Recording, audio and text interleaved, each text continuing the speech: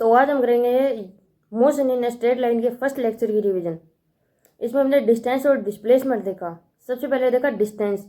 तो distance measure करने के लिए हमें जो एक चीज़ की ज़रूरत है, जो मेन चीज़ है, वो होती है frame of reference. Frame of reference क्या होता है? फ्रेम ऑफ रेफरेंस वो जगह होती है जहाँ से हम डिस्टेंस को मेज़र करेंगे। यानी जो ऑब्जर्व करता है वो तो ऑब्जर्वर है, और ऑब्जर्वर जहाँ से ऑब्जर्व करता है वो फ्रेम ऑफ रेफरेंस।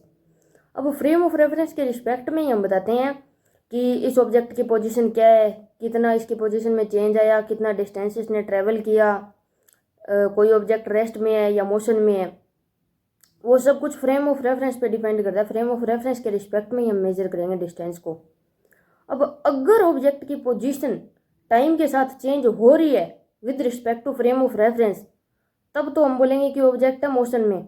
और अगर फ्रेम ऑफ रेफरेंस के रिस्पेक्ट में ऑब्जेक्ट की पोजीशन टाइम के साथ चेंज नहीं हो रही है, तो बोलेंगे कि हमारा ऑब्जेक्ट है रेस्ट पे। और उसके बाद हमने डिस्टेंस और डिस्प्लेसमेंट में कुछ एक डिफरेंस देखे थे। तो जैसे डिस्टेंस होता है एक्चुअल पाथ, यानी कि किसी ऑब्जेक्ट ने एक्चुअल कितना पाथ ट्रेवल किया उसको बोलते हैं डिस्टेंस। और डिस्प्लेसमेंट को पाथ से कोई लेना देना नहीं होता, उसका होता है सिंपल कि इनिशियल पॉइंट कहाँ है और फाइनल पॉइंट कहाँ है। उसको सिर्फ इनिशियल पॉइंट और फाइनल पॉइंट से मतलब है, यानी कहाँ से स्टार्ट हुए और कहाँ गए, इससे मतलब है। कहाँ से होकर गए उसे कोई मतलब नहीं है इस चीज़ से। डिस्प्लेसमेंट में होती है डायरेक्शन, यानी डिस्प्लेसमेंट एक वेक्टर क्वांटिटी है, और डिस्टेंस को डायरेक्शन से कोई मतलब नहीं होता। यानी कि अगर हमें डिस्टेंस बताना है तो हमें पाथ पता होना चाहिए, और डिस्प्लेसमेंट बताना है तो हमें इनिशियल और फाइनल पॉइंट पता होना चाहिए, इनिशियल और फाइनल पोजीशन पता होनी चाहिए। डिस्टेंस कभी भी डिक्रीज नहीं होता, डिस्टेंस हमेशा एडिटिव नेचर का होता है, यानी डिस्टेंस या तो पॉजिटिव होगा या जीरो होगा। और डिस्प्लेसमेंट है वो नेगेटिव भी हो सकता है, पॉजिटिव भी हो सकता है और जीरो भी हो सकता है। और डिस्प्लेसमेंट टाइम के साथ डिक्रीज भी हो सकता है। अब अगर हमें डिस्टेंस बताना है किसी क्वेश्चन में, तो हमें एक्चुअल पाथ पता होना चाहिए कि एक्चुअल पाथ कितना ट्रेवल किया है वो, तब हम बता सकते हैं डिस्टेंस। लेकिन अगर हमें इनिशियल और फाइनल पोजीशन दे रखी है, सिर्फ दो चीज़ें दे रखी है, इनिशियल पोजीशन और फाइनल पोजीशन, तो हम डिस्प्लेसमेंट बता सकते हैं final position minus initial position करके। लेकिन हम फाइनल पोजीशन और इनिशियल पोजीशन से कभी भी डिस्टेंस नहीं बता सकते।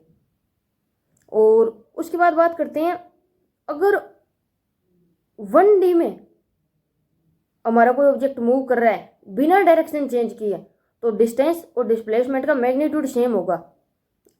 और जनरल अगर देखा जाए, डिस्टेंस और डिस्प्लेसमेंट में कंपेयर किया जाए, तो जनरली डिस्टेंस या तो डिस्प्लेसमेंट से ज़्यादा होगा या डिस्टेंस डिस्प्लेसमेंट के इक्वल होगा।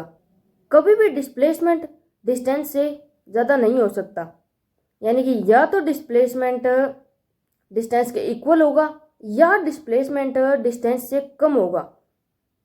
और उसके बाद हम बात करते हैं, दो कंडीशन देखी हमने डिस्टेंस और डिस्प्लेसमेंट की, कि अगर डिस्टेंस जीरो होगा तो डिस्प्लेसमेंट क्या होगा, डिस्टेंस नॉन जीरो होगा तो डिस्प्लेसमेंट क्या होगा, और अगर डिस्प्लेसमेंट जीरो होगा तो डिस्टेंस क्या होगा, और अगर डिस्प्लेसमेंट नॉन जीरो होगा तो डिस्टेंस क्या होगा। तो इसके लिए हम हमारा वो तरीका लगाएंगे जिसमें हम डिस्टेंस को तो फर्स्ट फ्लोर मानेंगे और डिस्प्लेसमेंट को सेकेंड फ्लोर मानेंगे। फिर हम देख लेंगे कि अगर फर्स्ट फ्लोर है तो सेकेंड फ्लोर होगा या नहीं होगा, और अगर सेकेंड फ्लोर है तो फर्स्ट होगा या नहीं होगा।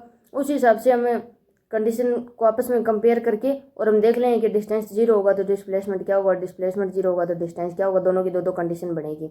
ये तरीका हमने बहुत बार कर लिया। तो सिंपली डिस्टेंस को तो फर्स्ट फ्लोर मानना है और डिस्प्लेसमेंट को सेकेंड फ्लोर मानना है, और इस टाइप से हम देख लेंगे। उसके बाद बात करते हैं ग्राफ की। अगर हमें डिस्टेंस और टाइम का ग्राफ दे रखा है और पूछ रखा है कौन सा पॉसिबल होगा, तो हमें पता है डिस्टेंस कभी भी नेगेटिव नहीं होगा। तो जिस भी ग्राफ में, डिस्टेंस और टाइम के ग्राफ में, अगर डिस्टेंस डिक्रीज हो रहा है बाद में जाके, तो वो ग्राफ पॉसिबल नहीं होगा, क्योंकि डिस्टेंस हमेशा पॉजिटिव होगा, डिस्टेंस कभी भी नेगेटिव नहीं होगा। लेकिन डिस्प्लेसमेंट नेगेटिव हो सकता है। तो ये थोड़ा बहुत ग्राफ का देखा, और इस लेक्चर में हमने इतना ही पढ़ा था।